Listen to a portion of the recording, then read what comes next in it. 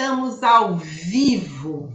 Seja muito bem-vindo, seja muito bem-vinda ao programa Inglês para Cristãos. Aqui eu dou dicas de como você que é cristão, você que tem um chamado missionário, você que é um pastor, uma pastora, pode chegar à fluência no inglês de forma simples, rápida e ainda prazerosa com a ajuda da Bíblia. Pois isso vai fazer toda a diferença para você ficar firme na sua jornada e conseguir chegar à tão sonhada fluência no inglês. Sabe por quê? Porque quando nós estudamos algo que toca o nosso coração, quando nós estudamos alguma coisa com propósito, e principalmente propósito divino, levar paz ao mundo, levar as boas novas aos nossos irmãos e alcançar pessoas no Brasil e no exterior, propagar os ensinamentos de Jesus, levar salvação às pessoas ao redor do mundo através da palavra do Senhor. Utilizando, sabe o quê? Uma ferramenta fundamental, o inglês, a língua mais falada do mundo, para divulgar o evangelho através da Bíblia, o livro mais lido do mundo, o Manual dos Cristãos. Eu sou Vilma Gomes, professora de inglês e tradutora. Dou aula há mais de 26 anos, inglês geral para negócios, preparatório para exames e inglês bíblico. E se você é amante da palavra do Senhor, aqui é o seu lugar. Pois eu ajudo cristãos, missionários e pastores a falarem inglês fluente de forma simples e definitiva com a ajuda da Bíblia, mesmo começando do zero. Na live de hoje, a aula de número 133, eu quero falar com você. Você que já fez tantos cursos, você que já testou vários métodos, mas que não consegue falar inglês. É muita frustração, né? É uma sensação de incapacidade. Você passa vergonha em conversas, em reuniões, porque simplesmente você não consegue entender inglês. Apesar de você ter investido tanto tempo e tanto dinheiro, e você continua estagnado, estagnada. Você quer avançar na carreira? Quer avançar no campo missionário? Na liderança aí da sua igreja? Eu posso te ajudar, meu irmão e minha irmã. Então, o meu recado para você é o seguinte: você que está se sentindo frustrado, frustrada, você que sente que só perdeu tempo e dinheiro, é o seguinte: deixe as histórias da Bíblia te ajudar. Jesus transmitia muitos ensinamentos através de histórias, as famosas parábolas. Ensinamentos que estão vivos em nossos corações até hoje. Eu tenho certeza de que o conhecimento do inglês vai permitir você realizar muitos sonhos, muito além do que você consegue pensar e imaginar. Eu sei disso porque aconteceu comigo. Depois de anos e anos estudando em escolas tradicionais, que querem te prender lá por anos, né? E todo ano eles querem te vender materiais caríssimos e te cobrar matrícula. Eu paguei muito caro para chegar até a fluência no inglês. É por isso que eu quero te ajudar, meu irmão e minha irmã em Cristo. Há uma maneira mais simples.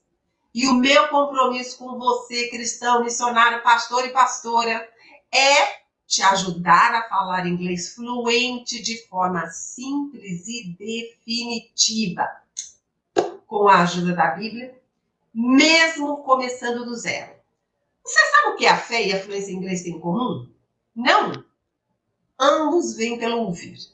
Em sua carta aos Romanos 10:17, o apóstolo Paulo escreveu: a fé vem pelo ouvir e o ouvir pela palavra de Deus. Quanto mais ouvimos a palavra do Senhor, mais crescemos em fé e somos invadidos por uma paz inexplicável. A paz que o mundo não conhece. Deixo-lhes a paz, a minha paz lhes dou. Não a dou como o mundo a dá. João 14:27. Quanto mais ouvimos inglês, mais o nosso cérebro começa a conectar os fios e vai internalizando esta língua fascinante. Até que um dia você começa a falar sem dificuldade. Sabe, muitos alunos têm o desejo de aprender inglês de uma maneira, da mesma maneira que aprenderam português, naturalmente. Entretanto, eles se esquecem que os bebês, eles levam entre 9 meses e 1 ano para pronunciar as primeiras palavras. Porque até então, eles estão somente produzindo os sons. Alguns sons que não são muito compreensíveis, principalmente para aqueles que não convivem com o bebê. Até então, eles só recebem informações dos seus pais e daqueles que convivem com o bebê, que é o quê? O input. É tudo aquilo que você recebe, ok? Aproximadamente a partir de 1 ano, o bebê começa a emitir mais sons e a tentar dizer as palavras que ouve dos pais e das pessoas mais próximas. E somente lá para os 2 anos é que passa a repetir palavras que ouve e frases simples, né? E somente aos 3 anos consegue falar informações mais complexas. É lógico que isso varia de bebê para bebê, mas uma coisa é certa. Quanto mais input você recebe em uma língua, input é tudo aquilo que você recebe, tudo aquilo que você ouve, tudo aquilo que você lê. Então, quanto mais input você recebe em uma língua, mais rapidamente chegará à fluência neste idioma. É possível chegar à fluência no inglês com a ajuda da Bíblia. A fé em Cristo, como nosso Salvador, nosso Senhor, é uma condição básica para a salvação. E essa fé vem pelo ouvir e o ouvir pela pregação do Evangelho, as boas novas. Assim como a fluência no inglês também vem pelo ouvir. E você, meu irmão e minha irmã em Cristo, você pode ser o portador das boas novas. Mateus 9:37, a colheita é grande, mas os trabalhadores são poucos. Eu vou repetir. A colheita é grande, mas os trabalhadores são poucos. Do zero à fluência no inglês, esse é o meu compromisso com você, cristão, missionário, pastor, a falar inglês fluente, de forma simples e definitiva. E por isso, eu terei um imenso prazer em conduzir você na sua jornada com uma fluência no inglês com a ajuda da Bíblia, para aumentar o número dos trabalhadores no campo missionário. Meu irmão e minha irmã em Cristo, seja um instrumento poderoso nas mãos do Senhor e de pregar o Evangelho a toda a criatura. O Senhor Jesus nos pede: abram os olhos e vejam os campos. Eles estão maduros para a colheita, mas os trabalhadores são poucos. O mundo precisa de você, missionário. Muito bem. Compartilhem.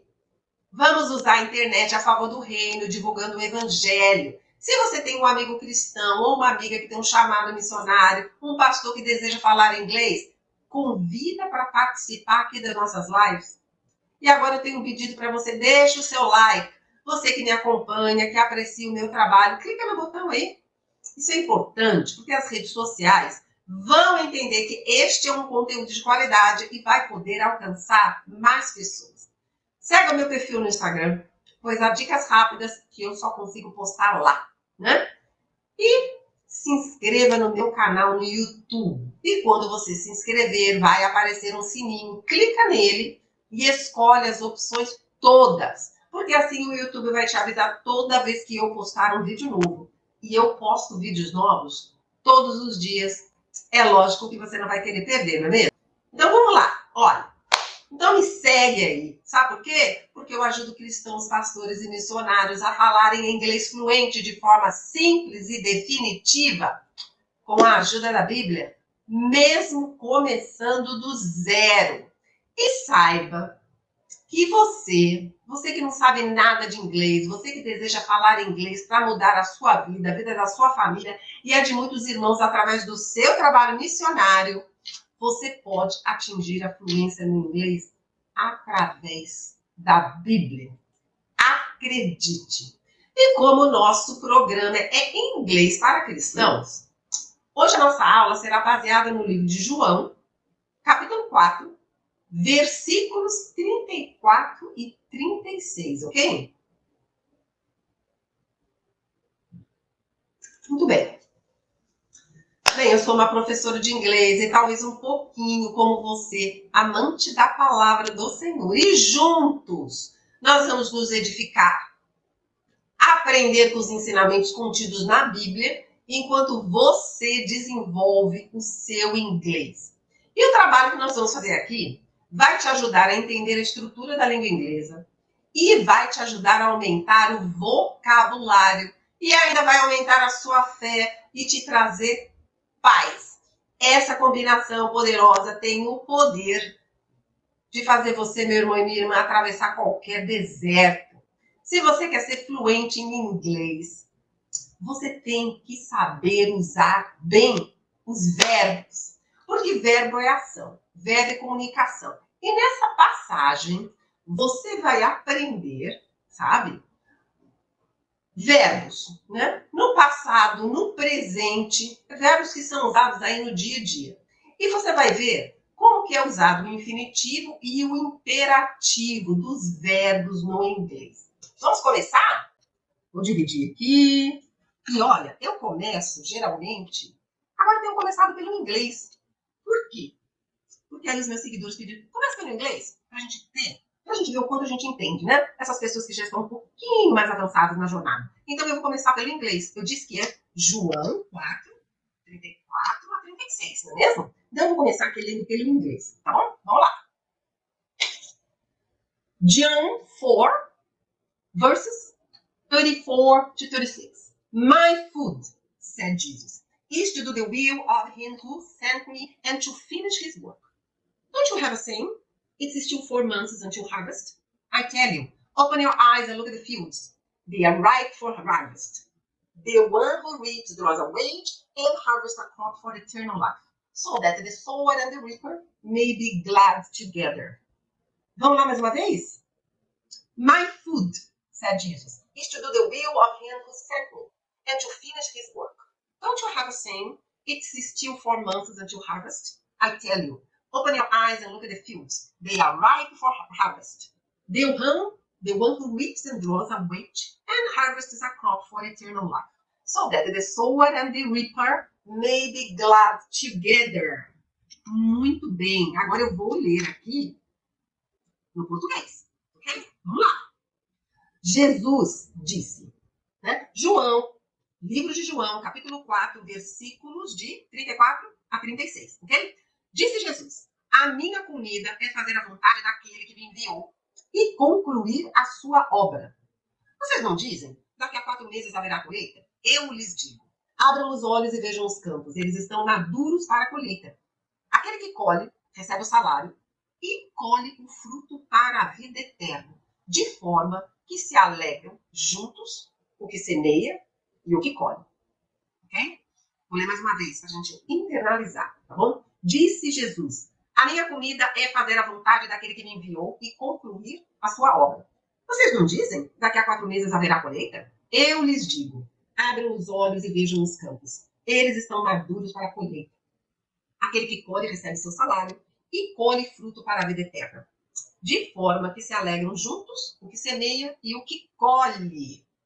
O que semeia e o que colhe. Vamos lá. Olha só. A gente está falando aqui do livro de João, não é mesmo?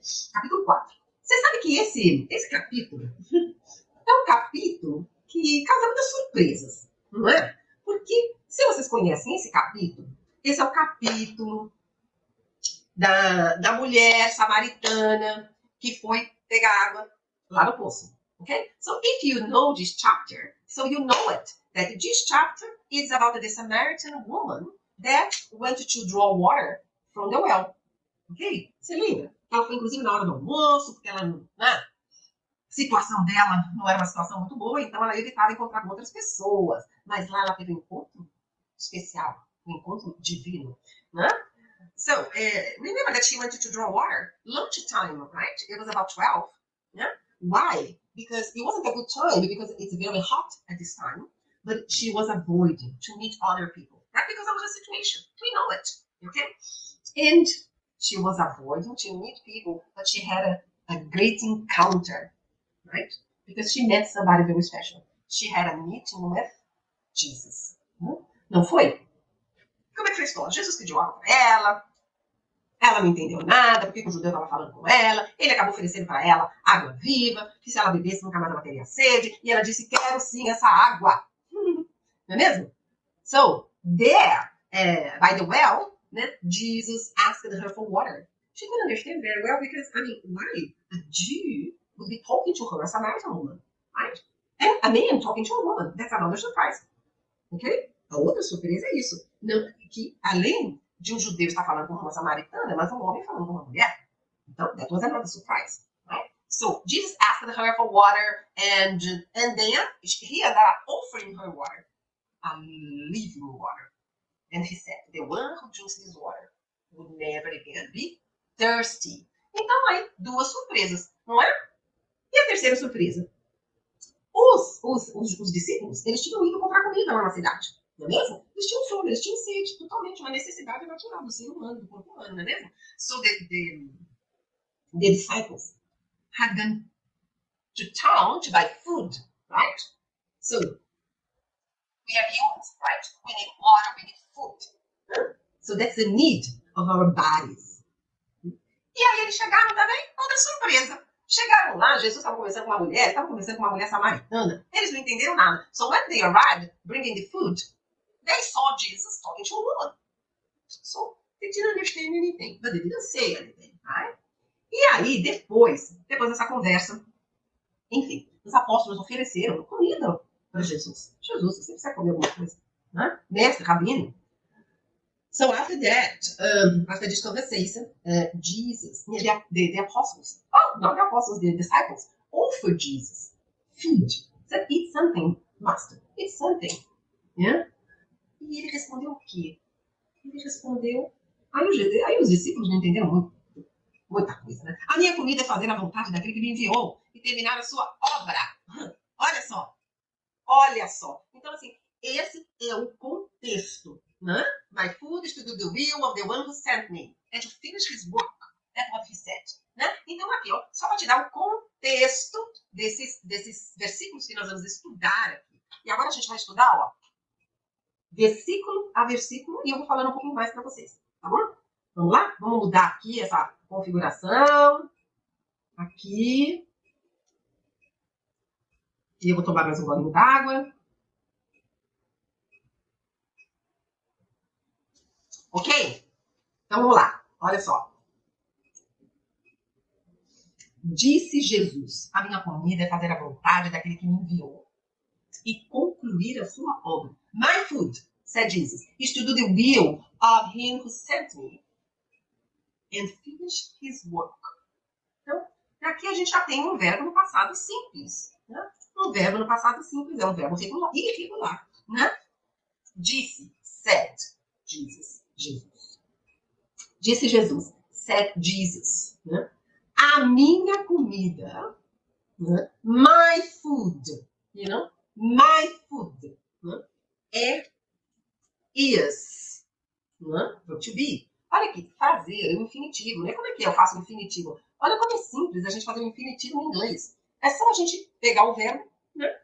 No infinitivo, como to, fazer, to do, ter, to have, drink, beber, to drink, comer, to eat. Então é simples fazer o infinitivo no inglês, certo? É só colocar o to na frente da base do verbo. Então, is é fazer, is to do, a vontade. Olha aqui, ó, vontade no inglês, essa palavrinha aqui, will, né, que a gente vê muito aqui nas passagens bíblicas, como um verbo auxiliar do futuro, certo? Um verbo que indica futuro, né? Só que aqui ele está numa posição de substantivo. quer dizer vontade. Então, a vontade, the will, né? A vontade, the will, daquele. Of him, daquele que, who. E aí, ó, que me enviou, passado simples, ó, sent, enviou. Então, olha só, tanto o verbo enviar quanto o verbo dizer são verbos irregulares, certo? Porque o passado simples do verbo regular no inglês, ele termina com ed, não é mesmo? E esses aqui são irregulares porque eles têm uma terminação diferente. Então, o verbo dizer, say, e o passado simples, said. E o verbo enviar, sent, o passado simples, sent. Ok? Muito bem. Então, que me enviou, sent me. E fazer o quê? Concluir a sua obra. Concluir, terminar, to finish. Outro verbo está aqui no infinitivo. Então, finish é o verbo terminar, né? Concluir. E no infinitivo, to finish. Okay? Agora, to finish, o que quer terminar? Terminar a sua obra. Né? To finish his work. A sua obra. Finish his work. Ok? Muito bem. Olha só. Às vezes, a gente fica se perguntando qual é o nosso propósito na vida. O propósito de Jesus, para ele, era muito claro. Muito claro. Entendeu? Fazer a vontade daquele que o enviou e concluir a obra. Né? To do the will of the one who sent him and to finish the work. Né? E qual é o nosso propósito, meu irmão e minha irmã? É seguir os ensinamentos de Jesus. Our purpose in life should be to follow Jesus' teachings. Né? A gente ser parecido com Jesus. We should be similar to Jesus. Né? Procurar ser. Né? We should try to be similar to Jesus. Não é nada fácil, nós sabemos, né? Mas esse aqui é o propósito. Então, o propósito de Jesus era fazer a vontade do Pai, daquele que nos enviou, e concluir a obra, que era nos resgatar. Né? So, Jesus' will, Jesus' purpose was to do the will of his Father, né? And finish the work, né? To redeem us. Né? Vamos lá para a próxima? Né? E aí, Jesus diz o seguinte: vocês não dizem daqui a 4 meses haverá colheita?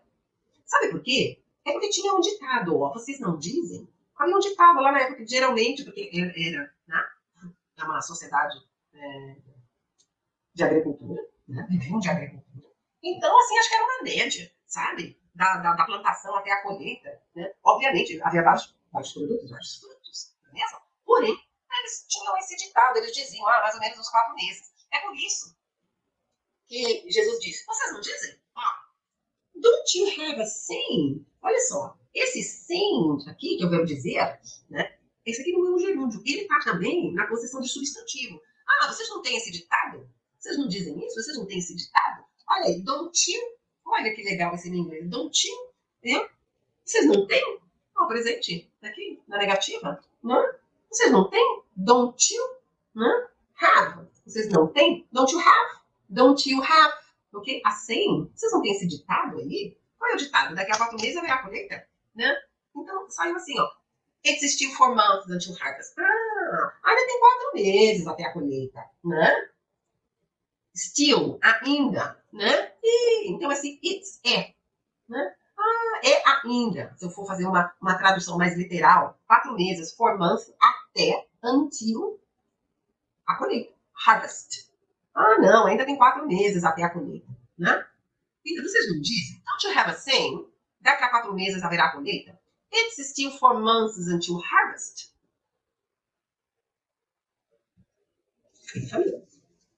Né? Porque é isso que era dito à época. Mas o Senhor Jesus veio nos alertar, veio nos abrir os olhos. Sabe por quê? Olha aqui. Eu lhes digo, abram os olhos e vejam os campos. I tell you, open your eyes and look at the fields. Eu lhes digo, I tell you. Né? Então, eu digo para vocês, abram os olhos. Open, aqui é um imperativo, porque ele está dando uma ordem, está dando uma instrução. É um imperativo. Abra, open. E olha como a gente faz um imperativo, é tão simples fazer um imperativo em inglês. Você usa a raiz do verbo. Né? Então, eu te falei que o verbo no infinitivo é verbo ser, to be, o verbo ter, to have, o verbo comer, to eat. Então, eles estão no infinitivo. Como é que eu vou fazer o imperativo? É tão simples. Eu vou usar só a raiz do verbo, né? Então, seja, be, come, eat, tenha, have, e abra, open. É só pegar a raiz do verbo. Os verbos no inglês são muito simples, né? Então, open your eyes. Abram os seus olhos e vejam os campos, né? Então, dois imperativos. Vejam. Look. Eu não preciso, porque não tem plural no inglês. Olha que bom. Não tem plural, então eu uso o mesmo verbo. Look at é olhar para, né? Então, olha. Look at the fields. Vejam os campos. Fields. Vejam os campos. Ele não está nos alertando. Não. Não é daqui a 4 meses. É agora. It is not in 4 months. It's now. It's right now. É agora mesmo. Sabe por quê? Sabe por quê, meu irmão? Eles estão maduros para a colheita. They are ripe for harvest. They are ripe for harvest. Eles, they, estão, are, ripe, maduros, ripe. Não é para comer um fruto? Tem que estar maduro, senão a gente come verde, não é mesmo? Para, for, a colheita, harvest. They are ripe for harvest. Ele está mandando a gente abrir os olhos. Ele está mandando a gente, ó, levantar os olhos. Lift up your eyes. Sabe por quê? Porque senão a gente está ali, na nossa vidinha, envolvido com o nosso dia a dia, com os nossos problemas, com a nossa família, com o nosso trabalho. Ele está falando, não, abre os olhos. Ele está falando, ó, levante a cabeça, né? Levante a cabeça. Raise your head. E olhem os campos. Olhem os campos. Está pronto para a colheita. Sabe por quê? Hoje é o dia. Today is the day. Hoje é o dia da salvação. Today is the day of salvation. Então o Senhor está mandando que a gente saia do nosso dia a dia, que a gente abra os nossos olhos, que a gente levante a nossa cabeça e olhe além de nós mesmos. Né? Porque tem muita gente que está pronta para ser colhida, para ser salva. Quem diria que aquela mulher, a mulher samaritana, estaria pronta para receber Jesus? Quem diria estaria pronta para a salvação com aquela vida? Quem diria? Olha a grande surpresa. Who would say that the Samaritan woman would be ready for Jesus? Ready to be saved. E através dela, meu irmão e minha irmã, quantos mais foram salvos? Porque ela ouviu, ela recebeu e ela levou adiante a palavra da salvação. Esse é o nosso propósito, o meu e o seu. E se você tem um chamado missionário e o inglês está te parando, eu posso te ajudar com essa ferramenta. Eles estão maduros, os campos estão maduros. They are ripe for harvest. Ele diz o seguinte: aquele que colhe recebe o seu salário e colhe o fruto para a vida eterna. The one who reaps draws a wage and harvests a crop for eternal life. Aquele. The one. Eles usam muito essa palavra, esse numeral 1, para se referir a uma pessoa. Né? Aquele. The one. Aquele que. The one who. Aquele que colhe. Então, olha aqui.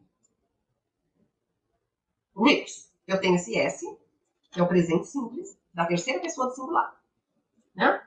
É a única alteração que vai haver no verbo do presente simples. A gente usa a base do verbo colher, reap, em todas as pessoas, porém na terceira pessoa do singular você vai colocar um S, tá bom? Que não é plural. Muito pelo contrário, é singular, tá bom? Então, the one who reaps, aquele que colhe, recebe o seu salário. Draws a wage.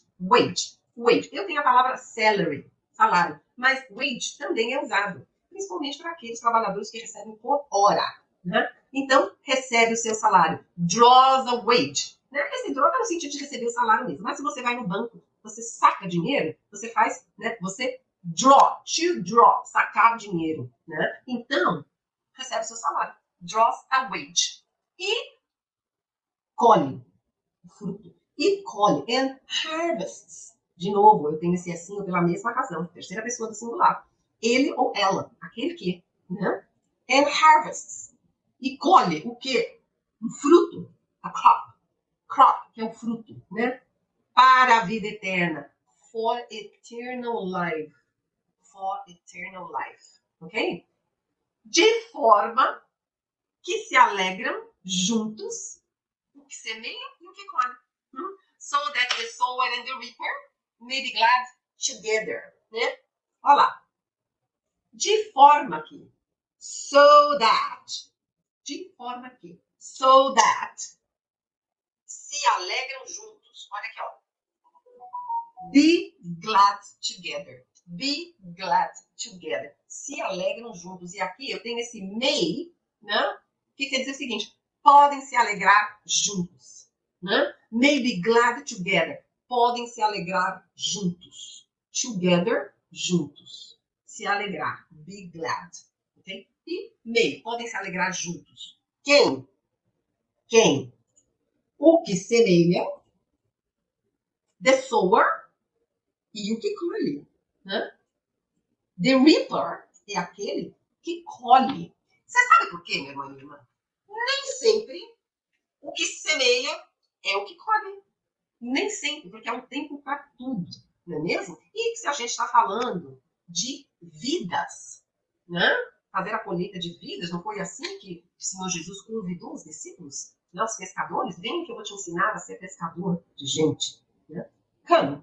I'm going to teach you how to fish lives, how to fish people. Não é? Então, muitas vezes a gente ouve a mensagem, mas não estamos maduros o suficiente para crer, para receber. Então, nem sempre o que semeia é o que colhe. Né? Então, de forma que se alegram juntos o que semeia e o que colhe. So that the sower and the reaper may be glad together. Sabe por quê? Olha só a ideia que eu coloquei aqui. O que a gente precisa? A gente precisa. A seara é grande, mas os trabalhadores são poucos. A seara, os campos de plantação, né? A seara é grande, mas os trabalhadores são poucos. Então a gente precisa de quem? Daquele que planta, daquele que semeia, o sower, porque ele semeia sementes, seeds, sementes, né? Ou, outra palavra, the planters, aquele que planta. No inglês, eles vão falar mais planters. Né? Então, a gente precisa de trabalhadores que semeiem, que plante, sabe? Mas a gente também vai precisar daqueles que cuidam, que regam, né? The waterer. Water, água. Waterer, aquele que rega, que vai cuidar, certo? Porque muitas vezes alguém plantou, alguém semeou na vida de alguém, mas se você não persistir e continuar regando, e continuar orando, e continuar falando a palavra do Senhor, isso pode se perder, né? Essa semente pode secar e ficar pelo caminho, não é mesmo? Então a gente precisa daqueles que semeiam, daqueles que plantam, mas a gente precisa daqueles que cuidam, daqueles que regam, né? No meio de tudo isso, antes de chegar aqui no momento da colheita, a gente precisa do Senhor, do conhecimento, da verdade, não é? Porque é o Senhor que vai dar o quê? O crescimento, né? The grower, aquele que faz crescer, para que então possamos fazer a colheita, né? Para que então chegue no momento da colheita, que o fruto já esteja maduro, ripe to be harvested. E muitas vezes, né, a gente precisa então dos the sowers, the planters, the waterers, the growers, our Father in Heaven, right? And the harvesters. Muitas vezes, nós temos pessoas aqui, nosso pai aqui, certo?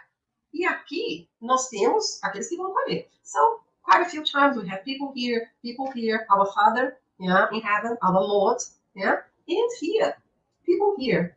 Mas muitas vezes o Senhor nos coloca, né, em várias dessas posições. Como aquele que semeia, como aquele que cuida e como aquele que colhe. Então você pode estar em qualquer uma dessas posições. Essa é a nossa posição do nosso Pai. Mas você pode estar em mais de uma dessas três, right?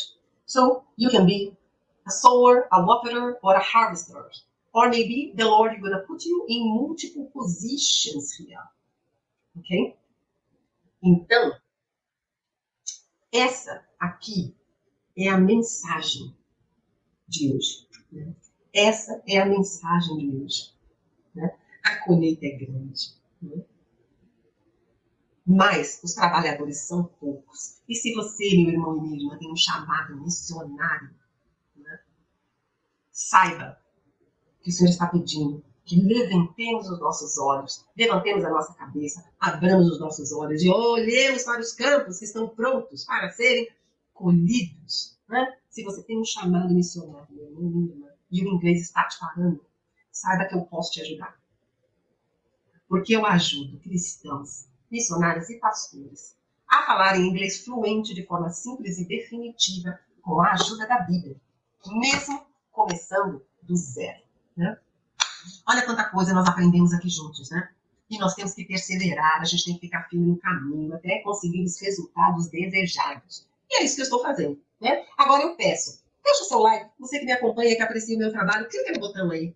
A internet precisa da participação dos cristãos, em meio a tanta coisa ruim que circula aí nos noticiários, nas redes sociais, para nos atingir, nos enfraquecer, nos desviar do caminho, da verdade, da vida. Eu sou Vilma Nunes, seja fluente em inglês, seja fluente na palavra do Senhor.